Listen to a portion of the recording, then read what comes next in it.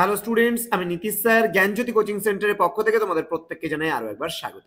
তো স্টুডেন্টস, আজকে আমি তোমাদের সঙ্গে আলোচনা করব সিবিসিএস ফিফথ সেমিস্টারের ডিএসই বেঙ্গলি সাজেশন 2024 নিয়ে। কেমন? তো আজকে আমি তোমাদের সঙ্গে আলোচনা করব ডিএসই বেঙ্গলির পার্ট 2 সাজেশন নিয়ে। এর আগে কিন্তু আমি পার্ট 1 সাজেশন আলোচনা করেছিলাম, আজকে পার্ট 2 সাজেশন নিয়ে আলোচনা করব, যেখানে অতি গুরুত্বপূর্ণ একেবারে কমন যে তোমাদের 6 নম্বরের প্রশ্নগুলো হবে, সেই 6 নম্বরের প্রশ্নগুলো নিয়ে আলোচনা করব। ক্লাসটি শুরু করার পূর্বে তোমাদেরকে বলবো, যারা এখনো চ্যানেলটিকে সাবস্ক্রাইব করনি তারা অবশ্যই চ্যানেলটিকে সাবস্ক্রাইব করে পাশে থাকা বেল আইকন অল প্রেস করে রাখো, যাতে নেক্সট টাইম থেকে কোনো ভিডিও আপলোড করলে তার নোটিফিকেশন তুমি সবার আগে পেতে পারো।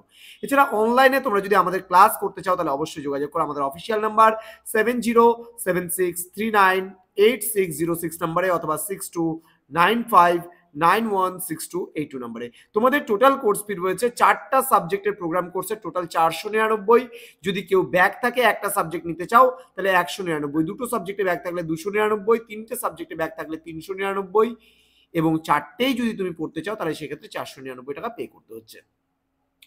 আজকে আলোচনা করব তোমাদের সঙ্গে মোস্ট ইম্পর্টেন্ট তোমাদের 6 মার্কসের যে গুরুত্বপূর্ণ প্রশ্নগুলো রয়েছে সেই প্রশ্নগুলো নিয়ে। প্রথম প্রশ্ন, ছোট গল্প কাকে বলে বা ছোট গল্প বলতে কি বোঝো, ছোট গল্পের বৈশিষ্ট্যগুলি আলোচনা করো। নেক্সট, স্ত্রীর পত্র গল্পে বিন্দু চরিত্রটি আলোচনা করো। পরবর্তী প্রশ্ন, জলসাগর গল্পে মহিম গাঙ্গুলি চরিত্রটি আলোচনা করো। নেক্সট, দুঃশাসনীয় গল্পে বস্ত্র সংকটের যে চিত্র ধরা পড়েছে তা আলোচনা করো। পরবর্তী প্রশ্ন, দুঃশাসনীয় গল্পে চোরা কারবারের যে পরিচয় গল্পকার দিয়েছেন তা বিবৃত করো। নেক্সট, তৃতীয় দুধসভা গল্পের মূল বক্তব্য সংক্ষেপে লেখো। নেক্সট, বাংলা ছোট গল্পের ধারায় কল্লোল কালের লেখক গোষ্ঠীর অভিনবত্ব সংক্ষেপে উল্লেখ করো। নেক্সট, বাংলা ছোট গল্পের উদ্ভব লগ্নে কিছু ক্ষুদ্র রচনার সাক্ষাৎ মেলে এই জাতীয় রচনার সংক্ষিপ্ত পরিচয় দাও।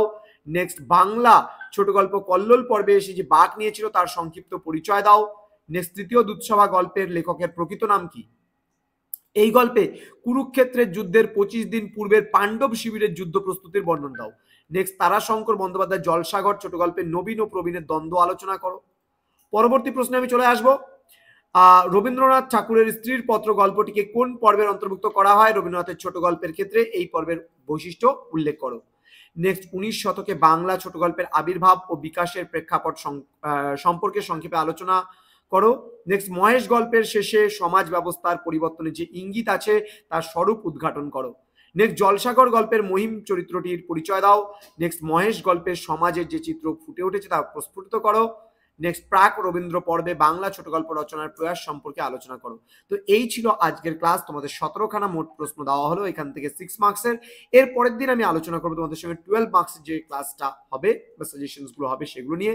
তো স্টুডেন্টস, তোমরা অবশ্যই আমাদের চ্যানেলটিকে সাবস্ক্রাইব করে বন্ধুদের সঙ্গে ভিডিওটি শেয়ার করো, যাতে প্রত্যেকের কাছে আজকের এই ক্লাসটি পৌঁছায়। দেখা হচ্ছে আরো একটা নতুন ভিডিও নিয়ে। তোমরা প্রত্যেকে ভালো থেকো, সুস্থ থেকো। Thank you so much. Thanks for watching. After all, thank you.